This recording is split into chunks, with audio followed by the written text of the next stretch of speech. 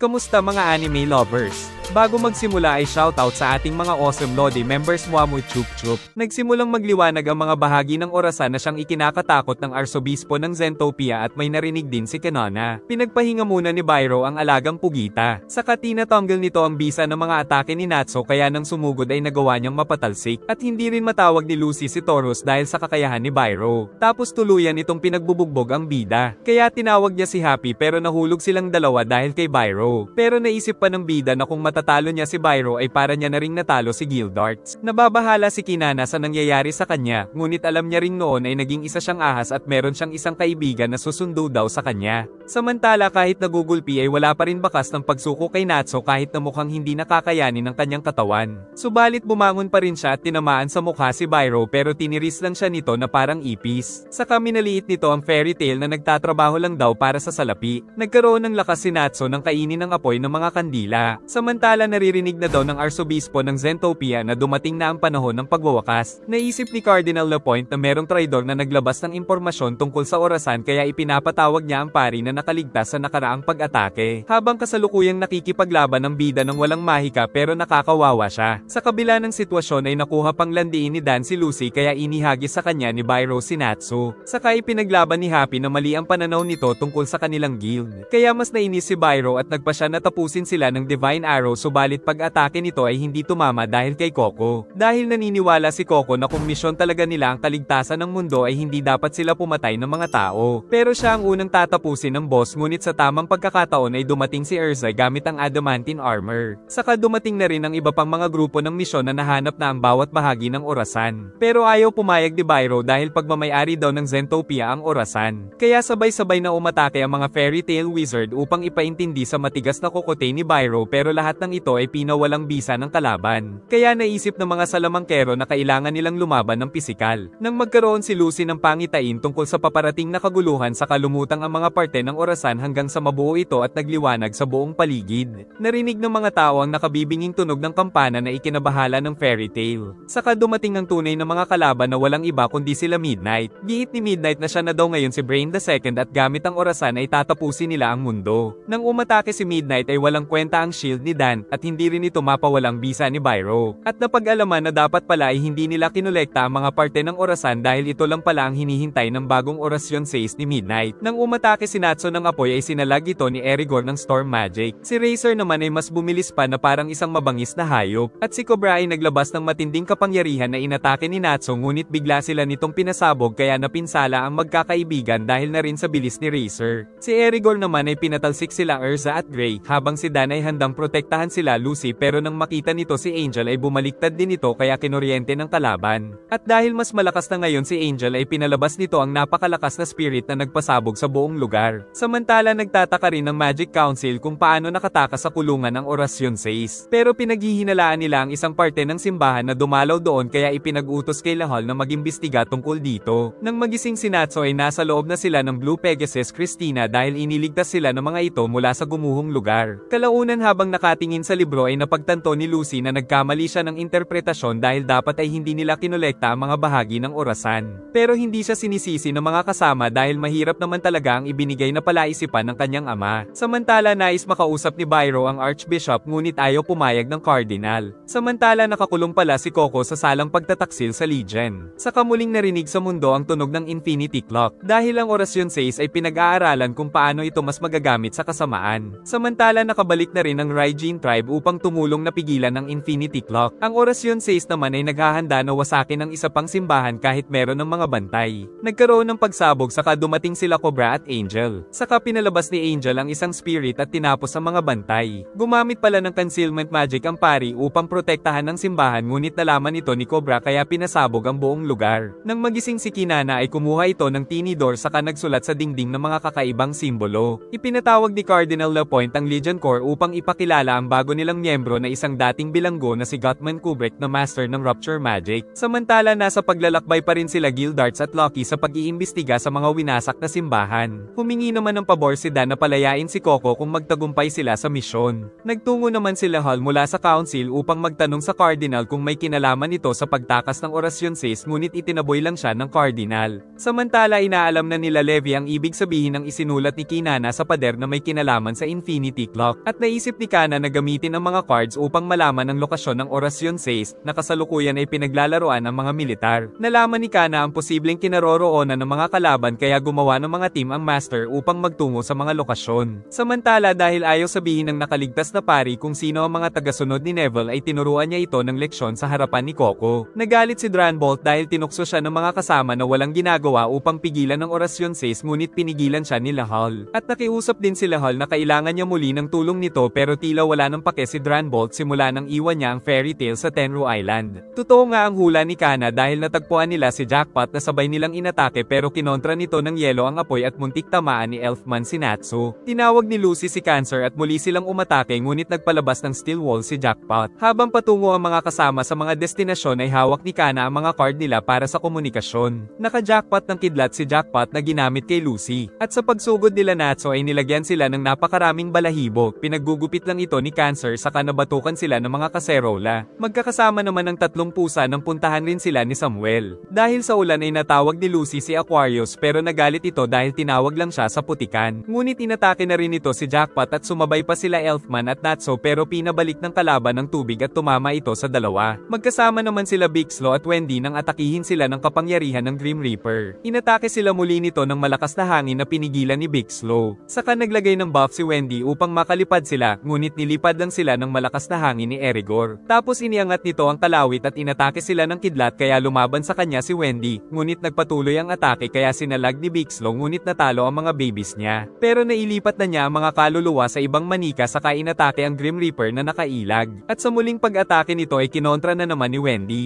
Kaso tinangay ang mga baka saka itinulak ni Bixlo ang bata kaya siya lang ang nabagsakan ng napakaraming baka. Giit ni Samuel na nais niya sanang makipagtulungan pero walang maiintindihan ng mga Bopals na sila Lily at Happy kaya si Carla na lang ang kinausap niya. Samantala pagdating nila Gajil ay sinunog na ni Gutman ng simbahan at pinapahirapan ang dapat nakagrupo nito na si Hughes saka sinipa ito patungo sa dalawa. At gumamit ng magic upang pahirapan pa si Hughes. Kaya sinuntok ito ni Gajil subalit nakailag. Saka ginamitan sila ng Rupture Magic na puminsala sa kanilang dalawa. At dahil nasa loob na ng katawan nila ang mahika ay nasasaktan sila nito ng walang tigil. Nagtanong sila Gildarts ngunit hindi sila pinapasok ng sister. Kaya gumamit sila ng molding magic upang makapasok at nakita nila sa loob na para itong mga zombie kaya sinaktan nila ang mga ito dahil parang mga baliw na ayaw silang tigilan. Hanggang sa nalaman ni Gildarts sa mga dummy lang pala ang mga ito na ginawang mga bantay. Magkasamang nagimbestiga sila Lahal at Dranbolt tungkol sa bagong orasyon 6. Natuklasan din nila na hindi pa tuluyang namamatay ang mga biktima. Nakita nila Gracie Angel ngunit nandoon din si Dan na patay dito. Saka tinawag ni Angel ang anghel ng liwanag ng araw na si Shamsil na agad na sinuntok si Dan.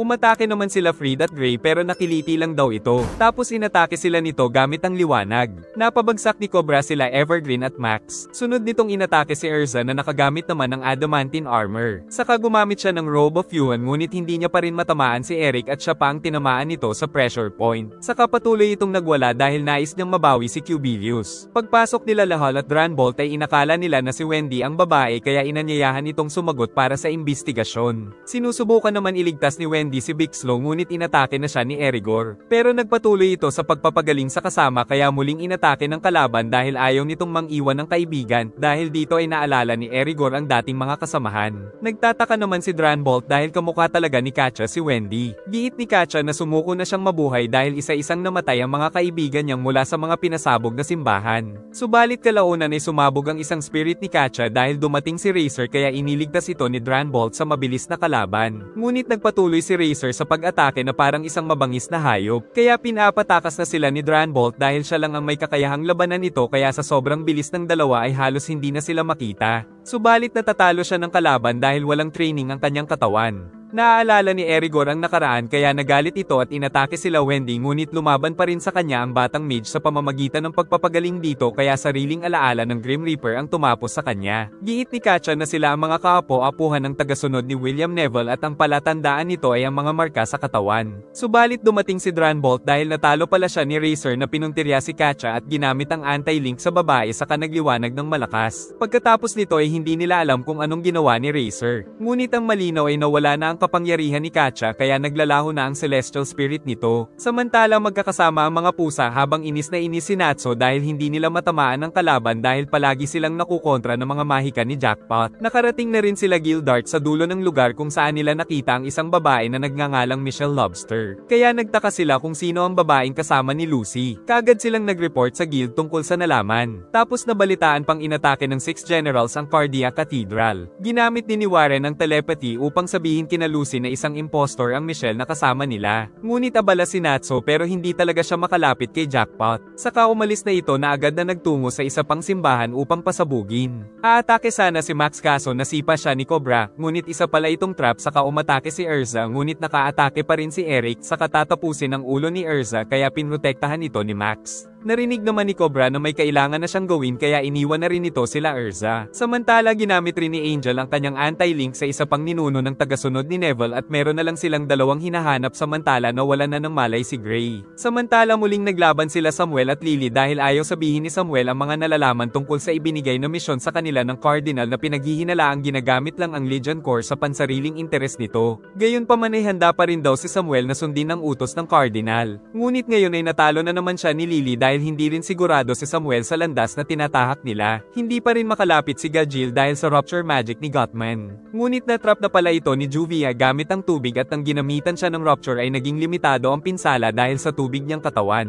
Saka naman umatake si Gajil gamit ang napakalaking espada nito na nagpabagsak kay Gothman. Samantala nalaman nila Bixlo na kinokontrol lang pala si Erigor kaya naging kasapi ito ng bagong orasyon 6 ngunit dahil kay Wendy ay natanggal ang mahika na kumokontrol sa kanya. Si Midnight naman ay natagpuan na rin nila Alzac at Biska na agad niyang inatake kaso hindi tumama tapos nakipagpalit ito ng lokasyon kay Alzac at siya ang tinamaan ng sariling magic. Nang umatake si Biska ay lumihis lang ang bala niya at siya pa ang napinsala ng kapangyarihan ni Midnight. Samantala gumamit na rin ng anti-link si Jackpot na ipinagtaka ni Byro. Saka dumating si Natsu na sa pagkakataong ito ay tinamaan na siya dahil pinawalang bisa ni Byro ang kanyang kapangyarihan dahil nagalit ito sa pag-atake niya sa simbahan. Kaya naman tinamaan na ito ng malakas na Roar of the Fire Dragon ng bida. Nadat na nila Erza na nagamitan na rin ni Cobra ng anti-link ang isa pang tagasunod ni Neville kaya napalabas na ni Midnight ang bungo ni Neville at nabasag ito. Dahil dito ay tuluyan ng mapapasailalim sa kapangyarihan ng Infinity Clock ang mundo kaya lumabas ang napakalaking skyship na siya palang tunay na anyo ng Infinity Clock. Saka inamin ni Gothman na ang mastermind talaga ay ang Cardinal pati na ang Archbishop na ginamit lang pati ang Legion Corps. Kalaunan ay umulan ng mga sibat na may kadena sa buong syudad.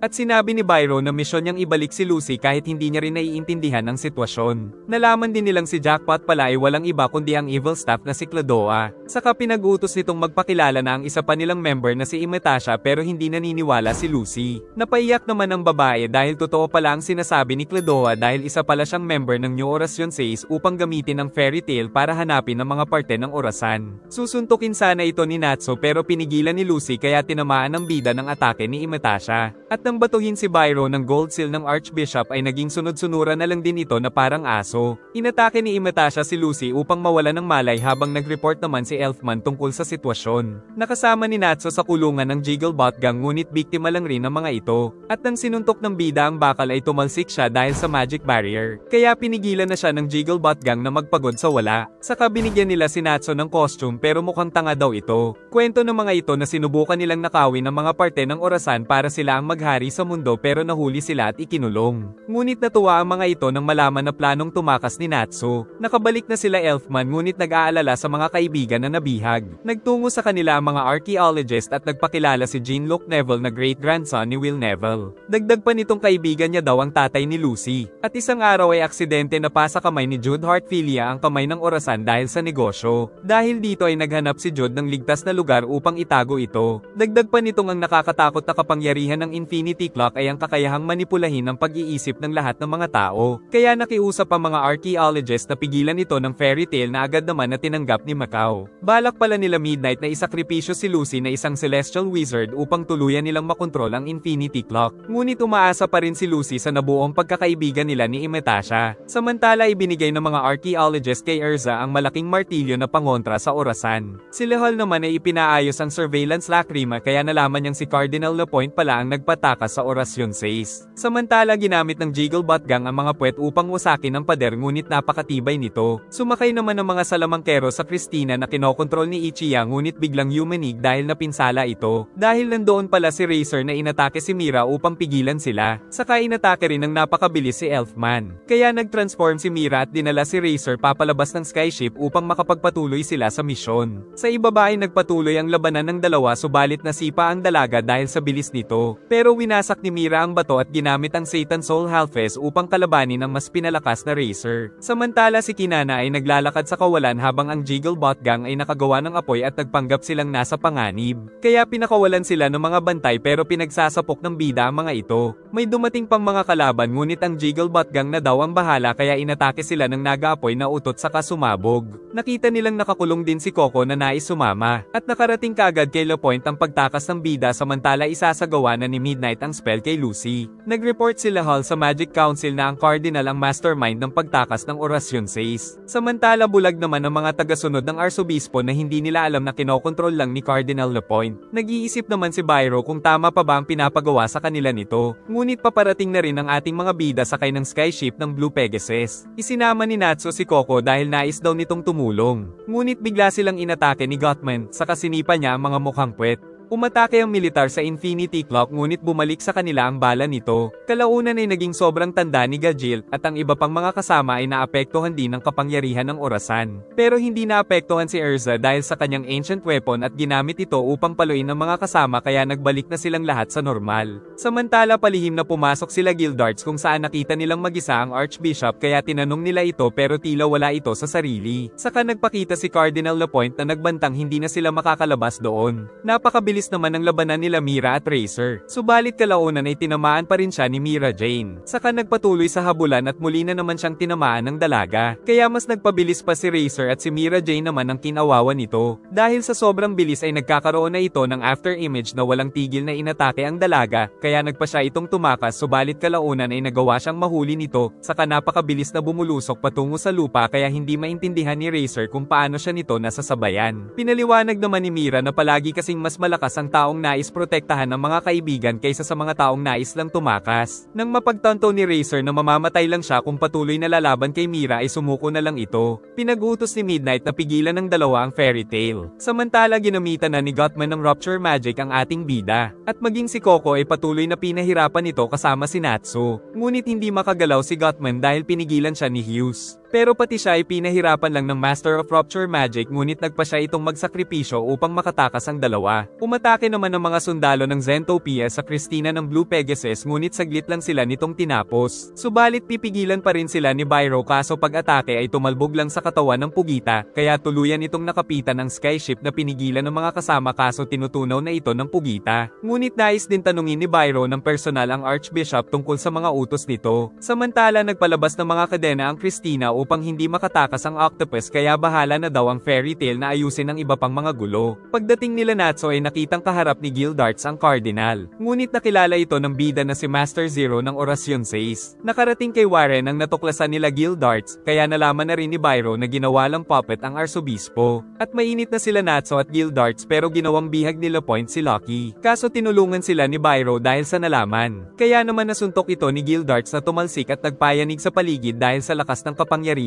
Naramdaman ni Imetasha na paparating na ang mga kaibigan ni Lucy pero hindi daw niya ibibigay si Lucy sa mga ito. Sa kabila nito ay nagbanta pa rin si Zero dahil huli na daw ang lahat. Giit nila Midnight at Imetasha na kailangan nilang ialay si Lucy dahil may kinalaman sa mga Golden Key ang pagbubukas ng tunay na kakayahan ng Infinity Clock. At tuluyan ng naglaho si Lapointe dahil isa lang din pala siyang puppet. Naisip naman ni Byro na patayin si Lucy bago pa nito tuluyang mabuksan ang Infinity Clock. Pero agad na sumugod si Natsu na pinatalsik lang nito kaya si Gildarts na daw ang bahala. Si Samuel na daw ang gagawa sa nais ni Byro kaya hinabol siya nila Happy kaso tinanggal ni Byro ang mga magic power nila. Sila Erza ay nagtungo at balak namang iligtas si Lucy habang kinakalaban ni Gildart si Byro na hindi tinatabla ng magic power kaya naglaban sila ng pisikal na lakas. At kasalukuyan na pinapagaling ni Wendy ang Arsobispo pero nahihirapan siyang gawin ito. Dumating si Samuel ngunit inatake ito ni Imetasha dahil hindi pa nito pwedeng patayin si Lucy hanggang hindi nabubuksan ang Infinity Clock. Nawala na rin ng gana si Gothman nang malaman na nilinlang lang sila ng orasyon 6 at hindi sa Arsobispo nang gagaling ang utos. Kasalukuyan namang itinuturo ni Coco ang daan patungo sa Infinity Castle. Sa labas ay gumawa ng barrier ang Roan Knight sa pamumuno ni Captain Lahal upang magkaroon ng ligtas na matutuluyan ng mga tao. Samantala ipinakita na rin ni Gildart ang kanyang pisikal na lakas kay Byro. Naisip ni Happy na kung matatalo nila ang mga miyembro ng orasyon 6 ay matatanggal ang ownership ng mga ito sa Infinity Clock upang makawala si Lucy, at agad din nila itong ipinarating kila Natsu sa pamamagitan ng telepathy ni Warren subalit nakasalubong nila si Cobra na agad silang inatake. Dahil dito ay nagpaiwan si Erza upang makapagpatuloy ang mga kasama. Sunod naman ay nakita nila si Angel kaya nagpaiwan naman si Gray upang kalabanin ito. Kalaunan ay inatake sila ni Midnight at sa pagkakataong ito ay si Gajil naman ang nais kumalaban dito kaya pinilit ni Elfman si Natsu na sumama sa kanila. Biglang dumating ang slime ni Sugar Boy kaya sinabi ni Erza ang kasalukuyang sitwasyon, ngunit hindi na ito nakaligtas sa ginawa sa kanya ni Cobra. Pag-atake ni Gajil ay lumiko lang ang bakal. Kaya pinagtutusok niya ang kalaban saka kumain pa ng bakal at gumamit ng roar, tapos nagtungo sa likod pero pinatama sa kanya ni Midnight ang sariling atake. At nakapitan pa rin ito ang kalaban at inatake ng Iron Sword pero siya ang nalikuran ni Brain number 2. Naiinis naman si Gildarts dahil napakahina daw ng suntok ni Byro kaya sinikmuraan niya na ito at hindi nakahinga ang kumag sa lakas. Meron na daw gagawin si Midnight kaya pinatalsik si Gajil na nailigtas naman ni Gildarts pero naputol ang poste at dalawa silang nahulog. Hindi man maamoy ni Natsu si Lucy ay nahanap niya naman ang amoy ni Michelle. Kaya nakita na rin nila ang dalaga ngunit binabantayan ito ni Imetasha. Nag-enjoy ka ba? Mag-like and subscribe at pindutin ang bell para updated ka sa susunod na upload. Sana ay nagustuhan nyo at mag-like and subscribe ka na rin para muha-muha chup chup.